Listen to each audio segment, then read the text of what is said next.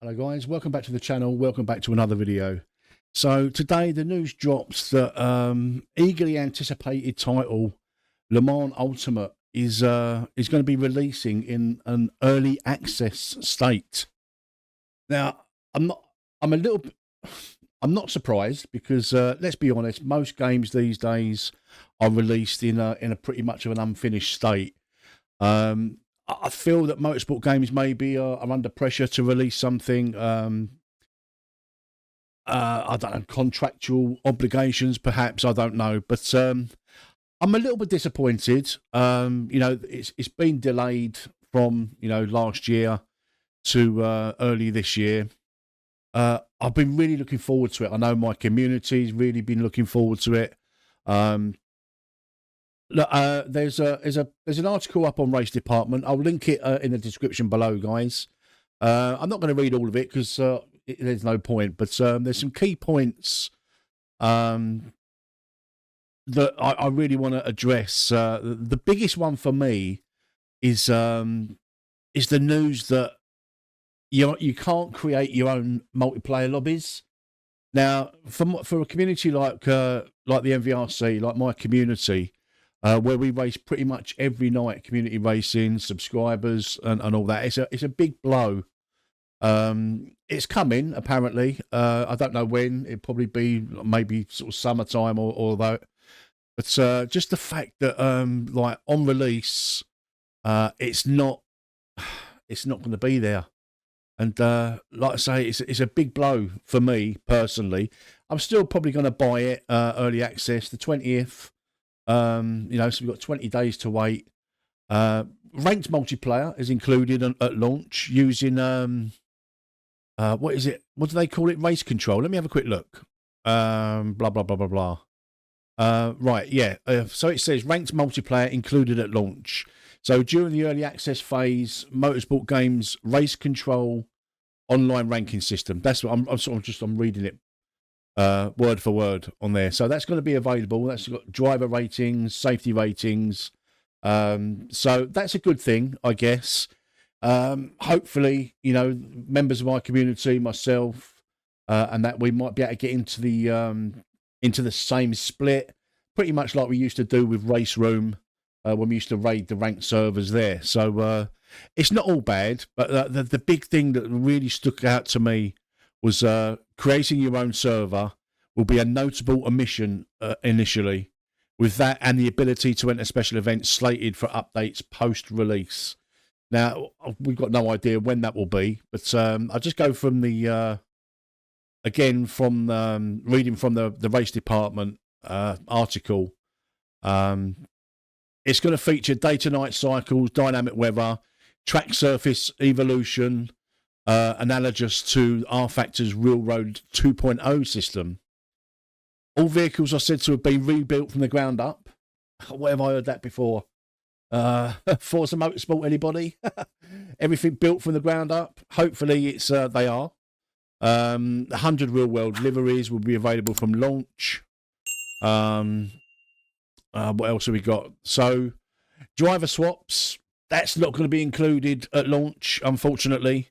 Co-op mode, virtual reality is going to be missing from launch. Again, most games these days are released in an early access state. We pay for the privilege of becoming beta testers. I'm going to support it. I mean, it will be the first Motorsport Games title I've ever bought. So it could be that we buy, you buy it. It's a really good price, apparently. We could buy it. It could be one of those games where I buy it and think, do you know what? I've been had over. I'm not going to play this. But, yeah, it's VR not available. I know a lot of my community are VR racers. They only race in VR, so they won't be racing it, unfortunately. But they do say it's coming. So, I mean, paraphrasing what's been said, speaking of switching drivers, this is in relation to driver swaps.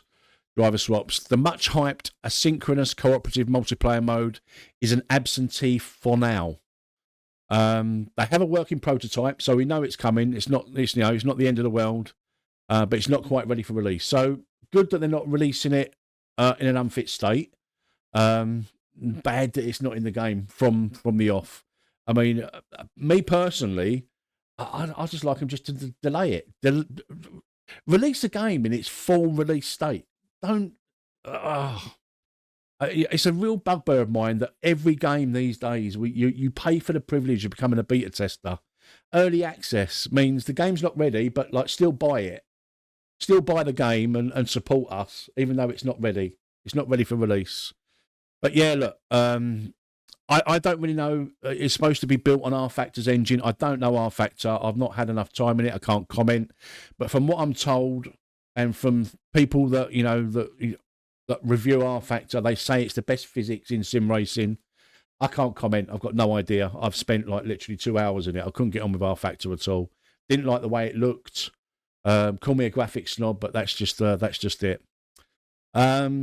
What else have we got? So the pricing on the 20th of February 2024, early access. It says you should expect to pay €29.99, £24.99, and $32.99 Now for me, $24.99, that's a good price, even though it's early access. Ranked multiplayer is going to be in the game from the off. It's got GT cars, LMDHs, and all the rest of it.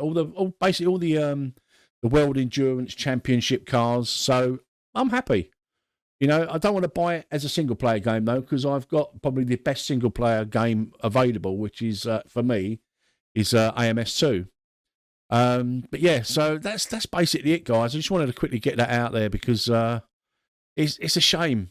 I feel like motorsport games haven't got the greatest of reputations, especially recently. I'm just wondering whether they're under like contractual obligations to get a game out. You don't know. I mean, you don't know what's going on behind the scenes. But ultimately, it's going to be a good game, I hope. We'll find out. We'll find out in 20 days' time when it releases early access. But what else? I think that's pretty much it.